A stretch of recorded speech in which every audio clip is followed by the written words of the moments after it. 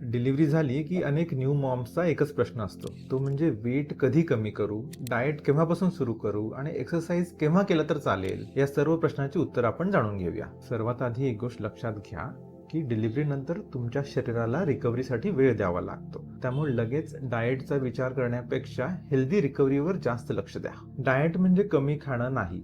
विशेषतः तुम्ही जर ब्रेस्टफीडिंग करत असाल तर तुमच्या शरीराला जास्त प्रमाणात कॅलरीज, प्रोटीन, आयर्न, कॅल्शियम, भरपूर सारे विटॅमिन्स आणि खूप सारे फ्लुइड्सची गरज असते. आता एक्सरसाइज बद्दल जाणून घेऊया. नॉर्मल डिलिव्हरी नंतर काही दिवसात तुम्ही रुटीन वॉकिंग सुरू करू शकता. फार काही त्रास नसेल तर तुमच्या डॉक्टरांच्या सल्ल्याने तुम्ही प्रॉपर वर्कआउट सुद्धा काही दिवसांमध्ये सुरू करू शकता.